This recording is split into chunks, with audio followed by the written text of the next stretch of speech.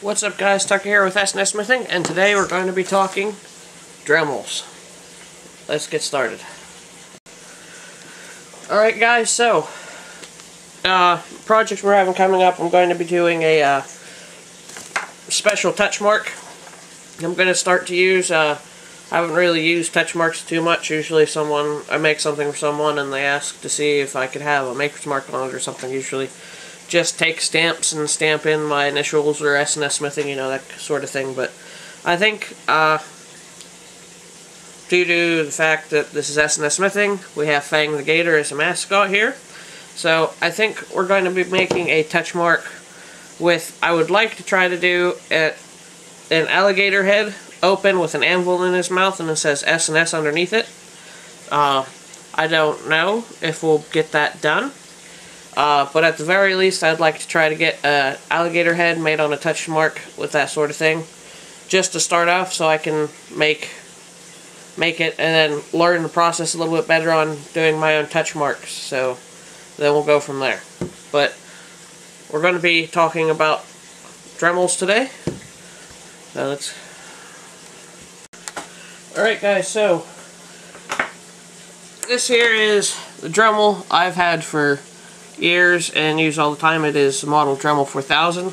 Now, a lot of you probably already know what a Dremel is, but some of you might not. It's a rotary tool, and you can get an endless variety of bits for sanding, grinding, polishing, doing Dremel work. You can get things for engraving. You can get stuff for polishing, for cutting steel, wood, plastic, glass. That's limitless what you can do with the Dremel. And for me, I think anybody with a shop, especially you DIYers out there, or even with just a blacksmithing shop, this is a huge workhorse in my shop. I use it for all kinds of things. And once you start using a Dremel for stuff, it's just limitless what you're going to do. Alright, they work really good for nice, fine, delicate details. They also work really good for hogging away material for things, so they work really good as like a tool and also for a artisan tool. Now, here's what we're going to talk about with this model here for a little bit. This one is the Dremel 4000. This is the one that I found that I liked the best whenever I got it. It has a variable speed on it here. Yeah, it goes from 5,000 rotations a minute all the way up in 5 increments all the way up to 35,000, which is pretty great for these kind of tools. Gives you a lot of variation because it's not just like a dial that sets. You can put it just in between to get that perfect setting that you like. They do have a brush motor, and in the next video here we're going to be talking about how to replace brushes on this model and how you. Alright guys, so we're going to talk a little bit more about this one. This model here, the Dremel 4000, I like for various numbers of reasons. As you can see here, this collet is, you don't need a key for the chuck.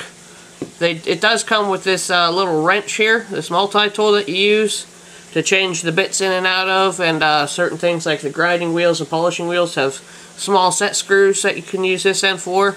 But this will just go onto the collet here and you loosen it, and then that's how you can swap out and interchange bits. And this one, you can swap out the parts, that way you can hold 1/8 inch bits and smaller sizes all the way down. It just depends on what you need at the time, and all you gotta do is just slide that in, put on the other bit, put in your piece, and then she's good to go. Now, what also makes Dremels really cool is they're really easy to convert into other tools. You can buy drill press attachments for it, router bits, all kinds of other stuff. I have just two I have sitting right here with me. This one here is a sharpening bit. This is a sharpening jig. You can adjust the height of it, like how much stick out you have over top. And all you really got to do is put your collet and stuff back in here. As simple as that. Then you just screw these on over top where you remove the handle bit. That's for whenever you're engraving. It gives you a little bit easier way to hold it, like a pencil. But you just screw these on like so. You have your bit in there. Usually you're supposed to put your bit in beforehand, but and then you can adjust the height of the stick out here. And how that would work would be you'd have that running and it's like a little table jig. Alright, and then it's the same thing for router bits and all the other ones. You just swap out the interchangeable bits here. And then you can use it for woodworking as a router. They have more complicated attachments for these, but most of the time I just use it as is.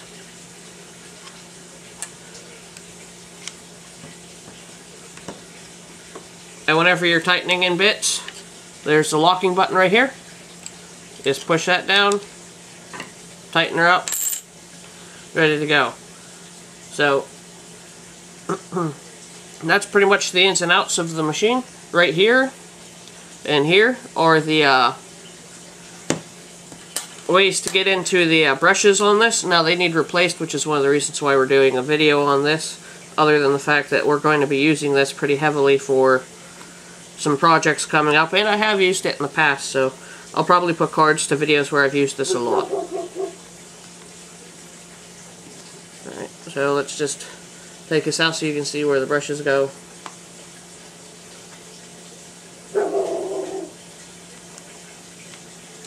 I see the brushes, they're like a spring brush.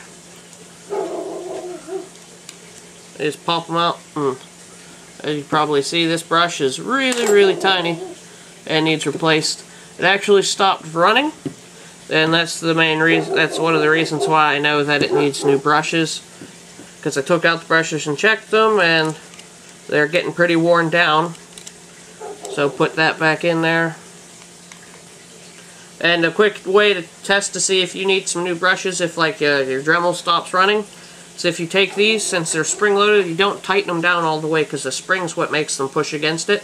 So you tighten it down just to the point where the screws pretty much level with the surface of the Dremel. Alright, and then if you give it a couple extra turns, you know, just tighten her down a little bit to get the brush a little bit closer to the motor, and it starts up. Just like that, you know the brushes have been worn down too much, and you need to replace them. Alright, we can talk about some different bits now. Alright guys, so now we're going to be talking about some of the bits for the Dremels. Now, this is by no means the end-all beat-all collection.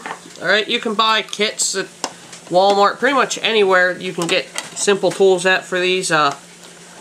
Now this is going to be a kit we're going to be using for the touch mark build, because it's got a lot of small, fine grinding tips on it.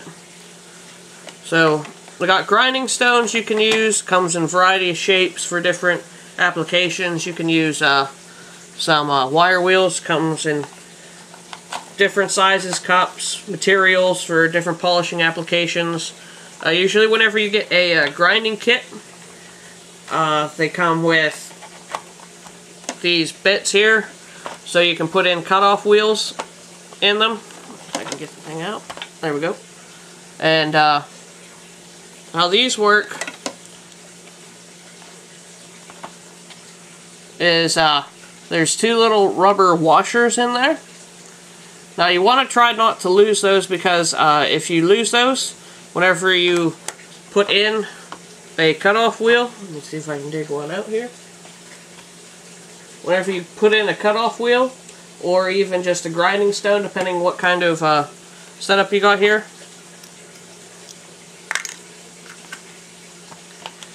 that the friction from this just running will cause it to over tighten, and then you won't be able to get it back out.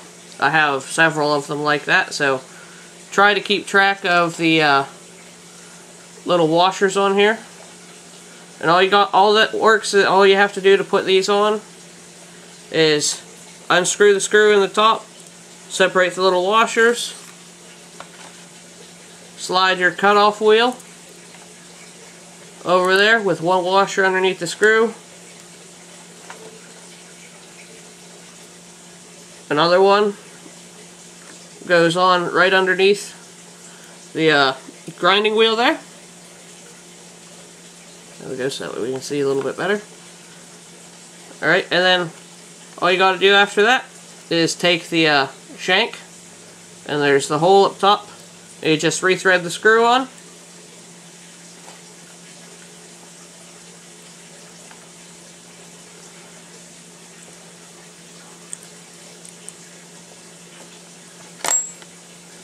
And then there you go, that's how you replace those.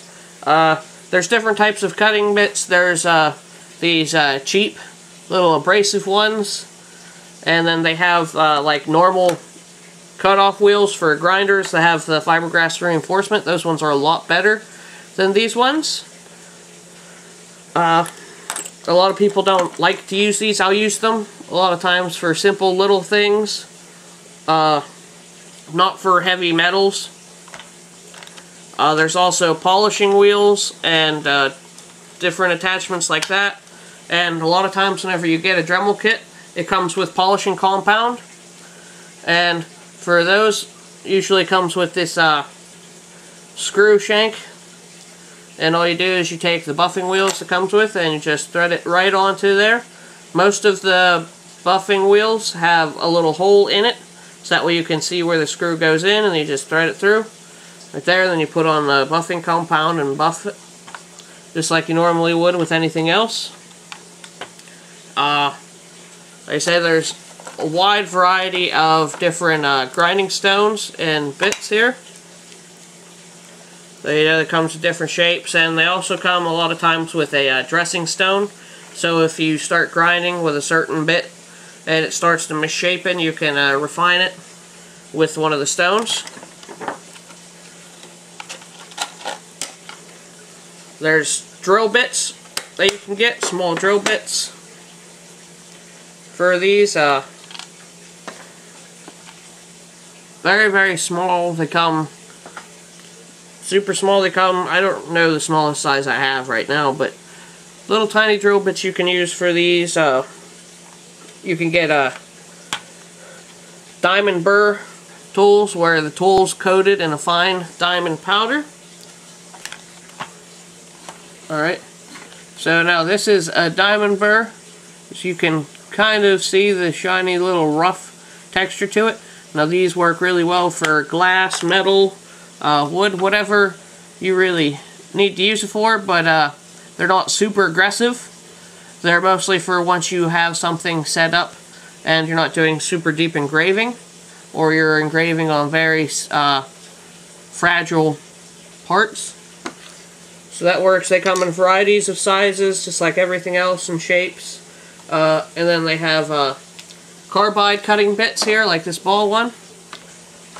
I can get the camera. Yeah. Now you can see the teeth in it. Now these work for metal, wood, what have you. I haven't really used them on glass. They're a bit aggressive for that. They tend to like chip it and crack it if you use it for that, or tile. And there's also router bits you can get, just like for a normal router. They're smaller most of the time. Little routing bits. And wire wheels, like I said before. All types of polishing wheels. And they're like, it's endless what kinds of attachments. You can get sanding drums, where all you do is you take the, it's got this little rubber barrel on it and a screw that makes it expand whenever you tighten it down. You loosen it, you slide the sanding drum over top of it, and you tighten the screw, and that wedges it in place, and then you can use that. I use these a lot. They come in a variety of grits from, I believe, the ones that you can usually get go from 80 to 220. And then there's soft sandpapers that you can screw on, just like the cutoff wheels that we did. like I said, it's limitless what kind of attachments and bits you can get. There's tons of different engraving bits. There's I don't have any right now, but there's tungsten carbide burrs where it's really aggressive. They have large teeth that stick out on them. I don't have any right now, and like I said, there's different cutoff bits. These are different router bits that you can also use for engraving. Where these can come in handy is for, say, like you're doing handles for a knife or a sheath.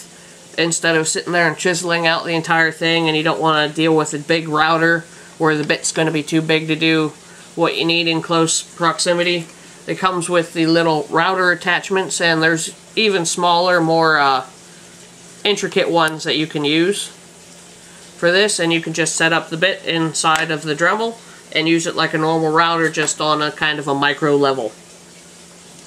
And like I said, this is the dressing stone you use for cleaning up the grinding stones that you use on here.